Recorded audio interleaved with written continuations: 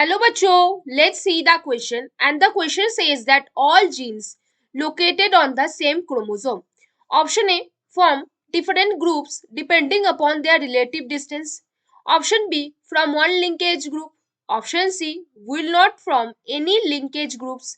And option D form interactive groups that affect the phenotype. तो आ जाओ बच्चों थोड़े से की कॉन्सेप्ट के ऊपर बात कर लेते हैं, चीजों को अच्छे समझ लेते हैं तो क्वेश्चंस को हम बहुत इजीली सॉल्व कर सकते हैं बच्चों। तो देखो पहला पॉइंट हम क्या लिखने वाले, all genes located on the same chromosome form one linkage group. क्या लिखेंगे, all genes that located on the same chromosome क्या बनाता है, वो एक लिंकेज ग्रुप बना लेता है, फॉर्म वन लिंकेज ग्रुप, है ना बच्चों। अब देखो ध्यान से देखो, फॉर्म वन लिंकेज ग्रुप, अब क्या होगा, A linkage group can be defined, एक लिंकेज ग्रुप को आप कैसे डिफाइन करोगे बच्चों, A linkage group can be defined or determined, can be defined as all genes on a single chromosome, है ना बच्चों, single chromosome and the distance between the genes क्या होगा, डिस्टेंस जीन के अंदर बहुत कम होगा, है ना, as a unit during cell division. ये बातें आपको याद आई बच्चों, समझ आई आपको इतनी सी बात। अब देखो दूसरे पॉइंट्स पे, this genes do not separate, this genes do not separate, क्योंकि वो लिंक्ड है ना, तो जो लिंकेज शो करेंगे जो जीन्स, वो सेपरेट आप उसको इजीली नहीं कर पाओगे। अंटिल द क्रॉसिंग ओवर, क्या लिखोगे, until the crossing over,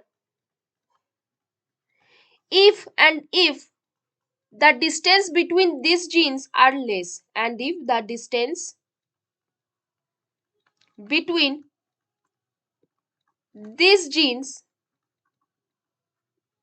are, क्या लिखोगे, लेस, मतलब अगर डिस्टेंस कम है, अगर जीनों में डिस्टेंस कम है, दैट मीन्स उनमें आप क्रॉसिंग ओवर नहीं कर पाओगे, उनमें लिंकेज शो हो रहा है ना बच्चों, इतनी सी बात समझ आई। अब देखो नेक्स्ट पॉइंट आप क्या बता रहे हो, आप क्या बताओगे, दे विल नॉट शो और they will not undergo any crossing over, they will not undergo any crossing over.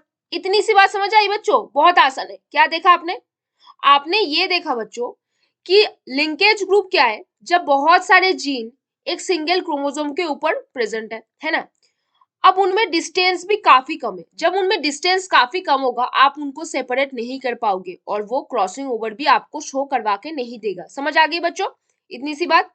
अब देखो नेक्स्ट पॉइंट, जैसे हमारे ह्यूमन बींग्स के लिए 23 लिंकेज ग्रुप्स है, क्योंकि हमारे पास 23 पेयर ऑफ क्रोमोसोम है ना, चलिए फिर क्या बोलोगे, in human we have, in human हमारे पास क्या होता है, ये एक एग्जांपल है, in human we have 23 linkage group, 23 linkage group, कितने लिंकेज ग्रुप हमारे पास प्रेजेंट है, 23 लिंकेज ग्रुप है, due to 23 pair of chromosome, due to 23 pair of, क्या बच्चों, पेयर ऑफ क्रोमोसोम।